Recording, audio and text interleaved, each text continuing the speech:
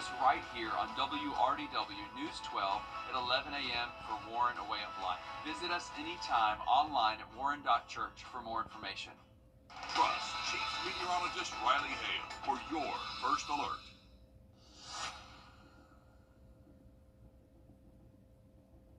At Parker's Kitchen, we go big, like our huge, crunchy, juicy, never frozen chicken tenders with an extra large serving of Parker's signature sauce at Parker's Kitchen. Live from Augusta, you're watching News 12 at 6 o'clock. Good evening and thanks for joining us. I'm Will Rio. And I'm Zana Halliburton. We're halfway through the week and you'll want to keep your umbrella handy over the next few days. Oh yeah, your first alert Chief Meteorologist Riley Hale joins us live from the Weather Center now. Riley, what do we need to know heading into tomorrow? Well, for tomorrow, I would expect some early showers, potentially for that morning commute, so definitely a good idea to have that umbrella heading out the door. We'll be tracking later tomorrow night. So that's why the Storm Prediction Center has placed us underneath this marginal severe weather risk. It's a level 1 out of 5, so not expecting necessarily widespread severe storms, but just can't rule out a stronger storm or two. The main concern would be strong winds, maybe even some hail. Here's those rain chances heading into tomorrow night. So once again, this is Thursday evening after 8 p.m. We see that wave continue up until at least the midnight hour, potentially even a little bit later. Much more on this forecast and your Mother's Day weekend in just about 10 minutes. Thanks, Riley. Columbia County leaders voting to withdraw from the greater Clarksville Library region and become its own system. This raises a lot of questions for the thousands of people who use the public library and the programs it has to offer with the Pine system that includes Libby, Hoopla, and more, especially heading into the summer. Your Hallie Turner is on your side and did the homework for you so you know how this decision affects you. Hallie. Well, yeah, what we know right now is leaders say the library will stay the same in terms of the services you get. And even when this change takes effect on January 1, leaders say that when they separate into their own systems, what you see will be virtually identical. The Pine system isn't going anywhere. Oh, Pines. Still have Pines. Yes, all the services we have now, every service we have in the library now, to the user of the library, nothing will change. Cardholders will still have access to more than 10 million books, DVDs, and other items at any library in the Pines program. County Manager Scott Johnson made it clear during Tuesday's commission meeting the county will still receive state funding and a list of resources provided by the state. While we don't know everything on the list, Johnson says it includes Pines and Galileo. We would still continue to receive state funding, access to all the current state library resources such as Pines, Galileo, all the things that they have in place. And Johnson says the biggest change will happen internally with the new board. We would still have a regional board that would be the governing body over the library. That would be appointed by this board, but they would be the governing body, so nothing changes there. Now, county leaders were not able to sit down with us today because of a leadership conference, but they say they will answer our questions tomorrow. Reporting in studio, I'm Hallie Turner, on your side. Thanks for that, Hallie. For the first time ever, the VA Augusta healthcare system is accepting involuntary psychiatric admissions. Leaders say this is a pivotal move to helping our veterans by removing the barriers to help people experiencing an immediate crisis. Your Andre Dickherber is on your side with how this will benefit our local veterans. The VA says they're seeing an increase in demand for services and that they're doing everything they can to expand their mental health resources, something they say is needed in our area, reaching more veterans. They know where you're coming from versus the civilian world. So, that's why I would feel like it's better than being out with somebody else that's been through the same situation you've been through. By continuing to offer services. Mental health crisis can kind of come at any time. And expanding them. There's a lot of stigma surrounding mental health, but it's just like physical health. You want to take care of yourself. You want to go to your doctor. You want to get those checkups, and the same thing for mental health. Now they're accepting involuntary psychiatric admissions, giving them the same care as those admitted voluntarily. There's a significant population who need pretty urgent mental health care, but are not always willing at that moment to get it. And this gives us the opportunity to keep those veterans in VA care, even if there's a situation where we have to legally hold somebody and get them the mental health care they need. We don't have to send them out to the community anymore. Wanting to help veterans have access to what they need locally. We expect that adding this service will probably also lead to an increase in veterans staying here locally and getting enrolled in care at an outpatient. Allowing them to better serve those who have served us. Just for my sake, it's because I just want to make sure I get a better life and make sure it's I can understand people better versus just getting out of the military, because it's a whole different ballpark between the civilian world and the military world. And here, it kind of like bridge that gap of the veterans and the civilians. So, and at least we can go back out to the civilian world much calmer and cooler. So. And we asked how it's easiest to get access to these resources. Well, we have all those answers for you on WRDW.com. In Augusta, Audrey Kerber on your side. We also know that VA Augusta is working to open a new state-of-the-art inpatient mental health unit. We're told there is no opening date set for right now, but it will be this year if everything goes according to plan. A Columbia County middle schooler accused of bringing a knife to school today. School officials say no threats were made and found the knife after receiving a tip about the student in question. It was found in their bag and they're being held accountable to the code of conduct and the law. And an update to a story we first brought you yesterday as we learned the GBI is investigating a Warren County teacher. Now we have some concerning developments. It involves 22-year-old Mason Garrett, a teacher at Warren County High School. An investigation by the GBI found that on April 24th, Garrett made verbal threats to shoot students as well as school staff there. The school district tells us that Garrett was a first-year agriculture teacher, and the threats he allegedly made include a threat directed at his supervisor. Officials say Garrett is charged with one felony count of making terroristic threats in acts. We know that he has actually bonded out of jail and is on administrative leave until the investigation is finished. Over in Burke County, an elementary school staffer is under investigation. It involves James Jarvis, a paraprofessional at SGA Elementary. On April 16th, officials say Jarvis was accused of an inappropriate discipline involving a student. According to the incident report, Jarvis admitted to grabbing a special needs fourth grader by the hood of their jacket and forcing them into a wall. Jarvis also admitted to grabbing a student's face during a verbal altercation. Jarvis resigned from his position the same day. An investigation is ongoing, and there's no word yet on whether he will face charges. A 58-year-old is dead after a crash on Mike Paget Highway this morning in Augusta. It happened right as the morning commute was getting underway at around 7:45. The coroner identified the victim as Andrew Mark Prangle, the fourth of Augusta. We know the driver of another vehicle was hospitalized, but it's unclear right now what happened or whether charges will be filed. Stick with us as we work to learn more. Happening this evening, fundraisers continue to support late Deputy Brandon Sykes more than a week after the shooting that left him dead and injured another deputy, Gavin White. Tonight, Vampire Penguin and Chicken Salad Chick are both donating a portion of their funds to both families. For Vampire Penguin in Grovetown, which is a dessert chain, 20% of proceeds made today will be donated. For Chicken Salad Chick, it's 10% of sales from their Evans location tonight. Next week, all 3L Ray locations will host a Spirit Day on May 15th with a portion of proceeds going to the families. The families of Brandon Sykes says donations can also be made to the Tunnel to Towers Foundation, which supports veterans. A massive sting operation by the FBI rescuing more than 100 children from sex abuse and charging more than 200. 3 of those charged are from right here in our area. Operation Restore Justice was a countrywide effort to identify, track, and arrest child sex predators with all 55 FBI offices involved. The FBI Atlanta office says 9 people were charged from right here in the state of Georgia, including, of course, 3 from the Augusta area.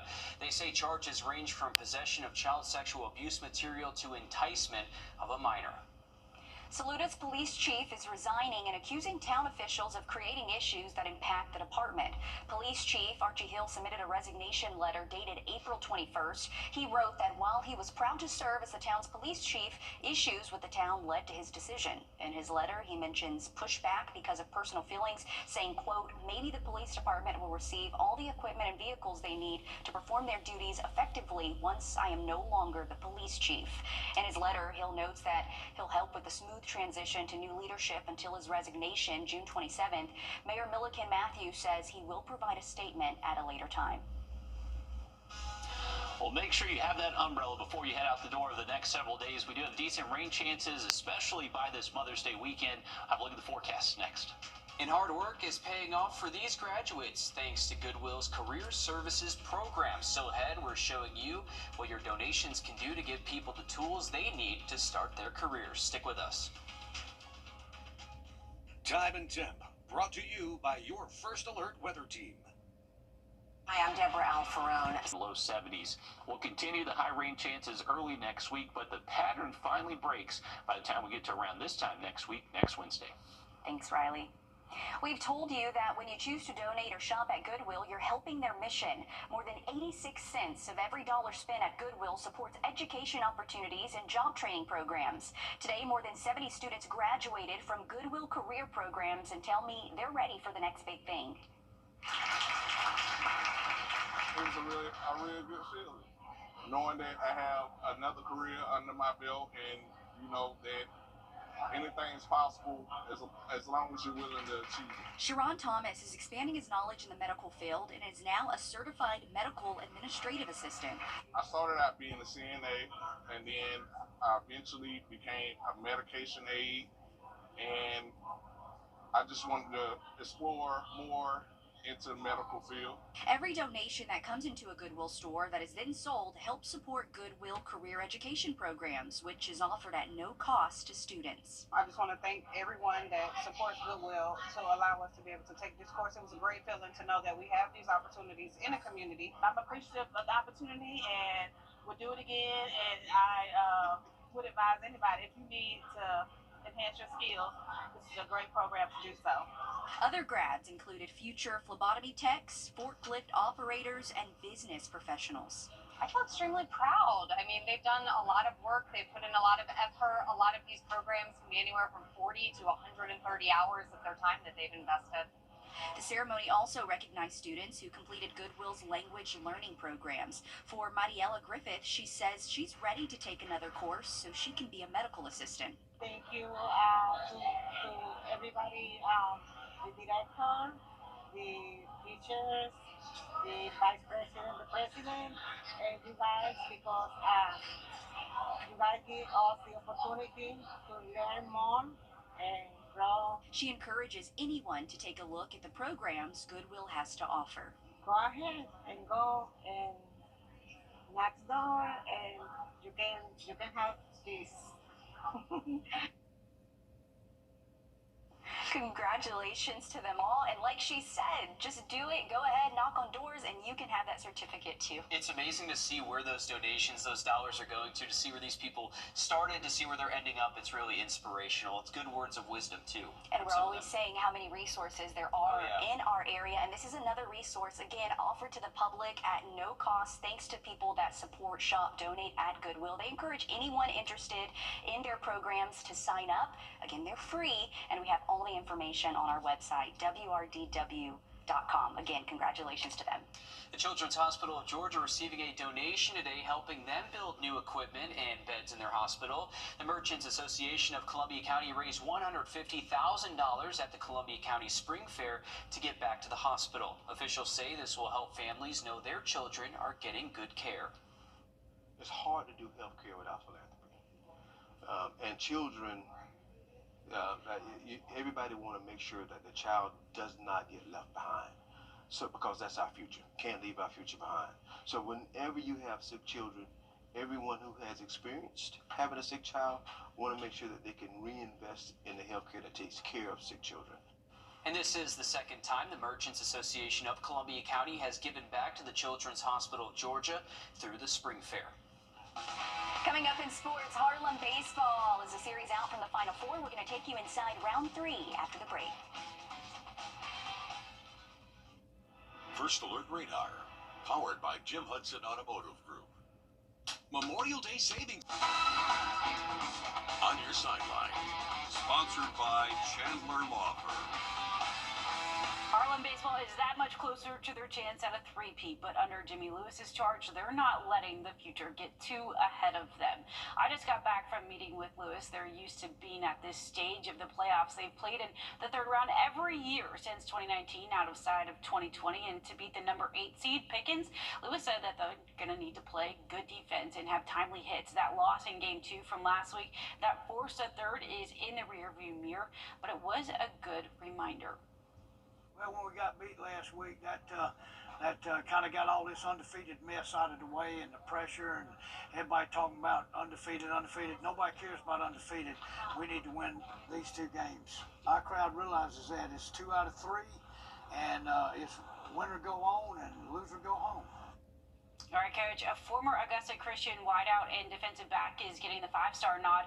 Aaron Gregory is now at Douglas County. His composite currently has him as a 4-star, but that could change. He's the 9th best wide receiver in the country. He is currently committed to Texas A&M, but has offers from Georgia, Alabama, and South Carolina, with a senior left to play. Over in the SEC softball tournament, Dogs powered past Kentucky in round 1, but Arkansas made sure to return the favor in round 2. Bree Ellis, the SEC leading home run hitter, delivered a walk-off grand slam to put the Dogs' trip to the tournament to bed. The Razorbacks are the highest scoring team in the SEC, and Georgia flirted with a no-hitter through the first 4 innings. They now await their tournament fate in Sunday's selection show. South Carolina also getting a bid to the NCAA championship. Their golf team is headed back, so more of them. We're going to be able to see them. Good news. Congrats to them on making that tournament. Thanks for that, Alyssa. Our 3-degree guarantee brought to you by Tub Doctor. Our forecast 77. We came close, but got it just in there. 75 for the actual high. So another $50 heading towards the Kevin and Brittany Kisner Foundation. Another quick look at your 7-day just after the break.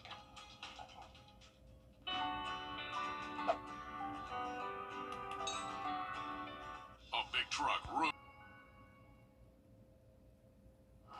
Live look over SRP Park. They are just getting ready for game time at 7:05, and we have just the start of the game on, or the start of the game just about 40 minutes away from right now. So looking good if you are heading out there for the rest of this evening. Temperatures right now at 74 degrees. We do have some cloud cover, so it's keeping it nice feeling, pretty mild out there, not too hot, not too cold. Rain chances do remain very low for the rest of this evening. Not expecting the rain to really pick up until we get after midnight, so temperatures will be comfortable out there, most likely in the 60s. Once again, though, we are expecting that chance for rain to show up after midnight tonight in the way of some scattered showers. These will stick around most likely through early Thursday morning up until possibly as late as around 11 a.m. So that morning commute could be wet. Not expecting those to be severe. Once we see that morning wave push out, we should be mostly dry during the afternoon hours, but this is going to be our next incoming system. So Thursday night to Friday morning, wave of thunderstorms that could be on the stronger side. Be aware of that. As we head into the weekend, Mother's Day weekend looking cooler but very wet. We are expecting high rain chances Saturday and Sunday, continuing those high rain chances into next week. Okay, we'll keep that umbrella. Thanks, Riley. We're back live on 26 News at 7. And for News 12 at 10 and 11 o'clock. Thanks for watching.